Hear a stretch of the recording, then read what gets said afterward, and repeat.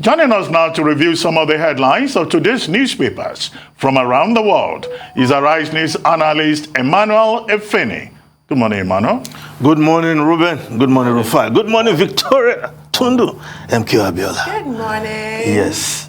Now let's start the review with this Nigeria's newspaper of record. The lead story, Presidency, APC, still divided on zoning.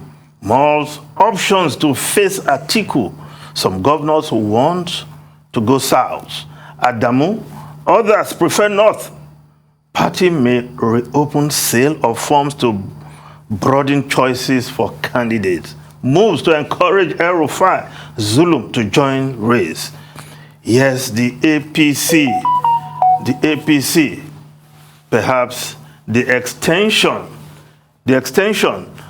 of the date given by the deadline given by INEC is becoming a curse, not a blessing to the APC, even though they desired it, because now they are thinking of a number of options, especially against the backdrop of President Muhammadu Buhari asking that he be allowed to pick his successor.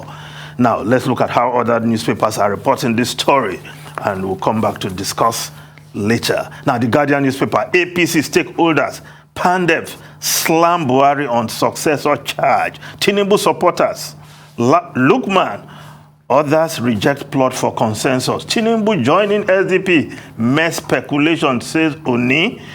It's absurd. There is no citizens' participation in selection process. Pandev, Melai, it's abominable for Buhari to pick his successor in a democracy. Ndume, Buhari in order, should be interested in who succeed him. While the Vanguard newspaper, APC stakeholders rail against Buhari's bid to pick successor. Pandev, APC National Working Committee member, stakeholders oppose slam Buhari's succession plan, ask him to be moral compass to state governors, not to try to emulate state governors like he has just done. Now, the Daily Sun newspapers, Buhari stance on successor splits APC. While the Daily Trust newspaper, APC presidential primary, confusion, horse trading among governors, aspirants camp, consensus talk divide governors, lobbyists intensify push, discordant tunes as aspirants claim Buhari's endorsement. Now, the leadership newspaper, APC frontrunners, Tinubu, Oshibajo, Lawan, Amechi, Bello, 4 others may be shortlisted. When you shortlist 8 people, according to this report, what are you shortlisting again? That's a crowd already. Now, APC stakeholders kick against consensus option. Some headlines from the leadership newspaper. Now, the Daily Independent, my victory is for Nigerians suffering APC misrule. Atiku, PDP will take over from colorless, clueless government. Ayu vows. Now, the New Telegraph is also reporting on Atiku.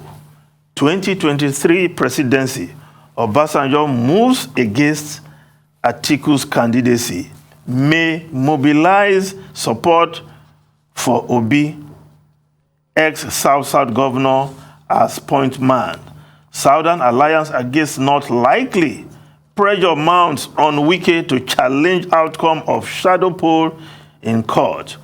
We must win 2023 presidency, says Ayu, as crisis rocks Fayoshe's camp. Now, the Business Day newspaper, APC electricity promise falls short.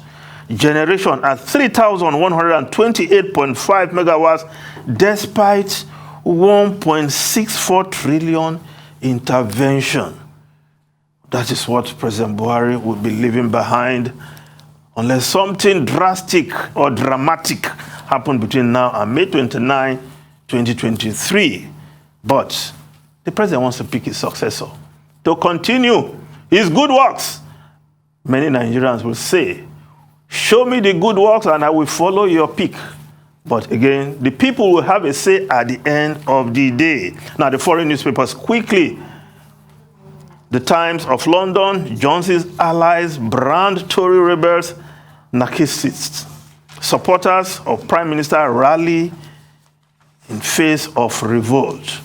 Yes, you can see the photograph of the Queen. That's the official Jubilee photograph, portrait of the Queen there. You can see, but the Daily Telegraph is reporting about the Queen. The Daily Telegraph newspaper of UK. We look to the future with confidence and enthusiasm. The Queen, in her message as she launched the Platinum celebration with that message of hope to the nation, the United Kingdom. Well, in her Jubilee message, the monarch thanked the people for organizing events to celebrate her milestone. Yes, it's a series of events starting today, of course, with trooping, the color parade, and ending with on Sunday with the Jubilee pageant through London. Ruben Rufai and Tundu. Congratulations to Elizabeth II. I'm sure some people will be surprised that you are not in London to celebrate with the Queen. I should be there. I should be there with my tea and scones. I should. Because she's my favorite British monarch. Her and Elizabeth I, actually. Completely different women in every way, but those two are my favorites, the two Elizabeths. But I want to talk about the allegations of narcissism. I don't understand why supporters of Boris Johnson think the way to stop more letters and more opposition is by insulting people. I wouldn't think that was a very good idea. And I think he has actually shot himself in the foot by choosing this time of all times to try and amend the ministerial code. Why on earth is he doing that? Because he cannot keep up to the code. It looks really, really bad. Because you have been accused of flagrant lying in Parliament, you now say, oh, let's throw out that code, which you are supposed to uphold, and sort of shift the goalposts. You just look terrible. I think the proper approach would be trying to placate people, and not in the silly way that he's doing, trying to impose imperial measurements and all that nonsense. Trying to just focus on the cost of living, things like that. People like Priti Patel, who are on his side. Oh, incidentally, you recall, when she was accused of breaching the ministerial code last year, he defended her over that bullying probe. Yes. Yeah, so he hasn't actually adhered to it. He has failed woefully in that regard. So I think the best option is to actually beg people. Otherwise, we'll be out on your air. You can't insult people for trying to uphold a standard, surely. Well, after the presentation of the Sue Gray report, everyone thought, well, is this it? You know, is this all that, you know, government spent so much money on, and Metropolitan Police spent a whole season of about 4 months on? Everyone thought that, you know, Boris Johnson had escaped again this time around.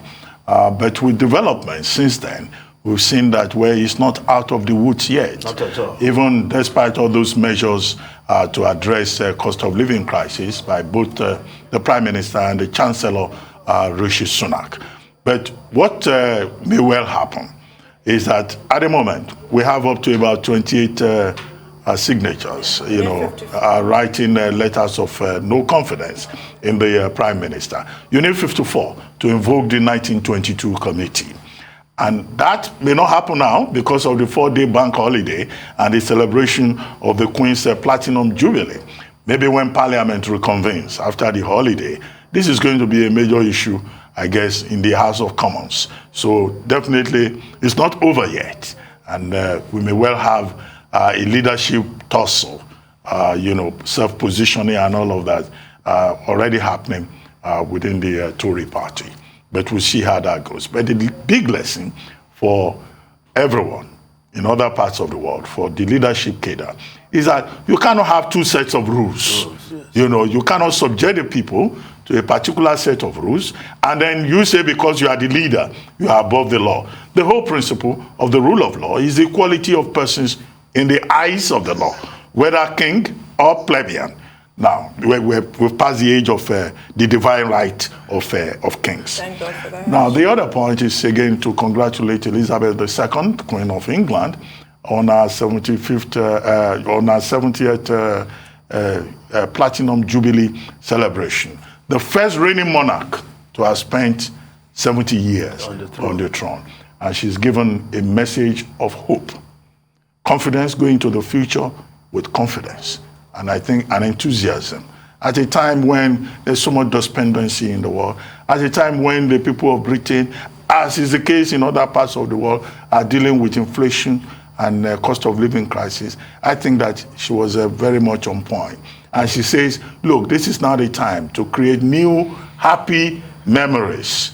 And I think he started by showing the example with his own family. The Duke and the Duchess of Sussex, they are going to watch the Trooping of Colors parade today. They've been invited from the United States. Nice. But they will not be watching from the balcony. They will stay somewhere else with the non-working royals. But the symbolism of a sense of family and togetherness and new memories is something that can give people hope. That's lovely. But poor Andrew. So I don't see anything invited. happening with the 1922 committee if Boris Johnson gets up to the point, because he's got a hard line in the Conservative Party, and politicians get are like 54 that. letters? Yeah, even if they get 54 letters and they push it to the 1922 committee, there's a leadership tussle. As long as his hard line is there, they will still stick with him. Just like what happened to Jeremy Corbyn. You know how many times the leadership tussle was happening that they had to go to the vote and poll? Be in the Labour Party, but you know, he had the likes of Len McCloskey with him and the Unite Party, and that was a big voting block in Labour. I think it's slightly different. It's because there's no clear successor with Boris Johnson. So the truth has to be said that even if he gets in there, nothing will happen. There are successors. Keir Starmer is facing his. Dominic Raab. Dominic Raab? Is it Raab? Maybe the likely successors are not of the right extraction. Or let me make you laugh. Rees-Mogg. Emmanuel Ifeni, thank you very much. Thank you very much.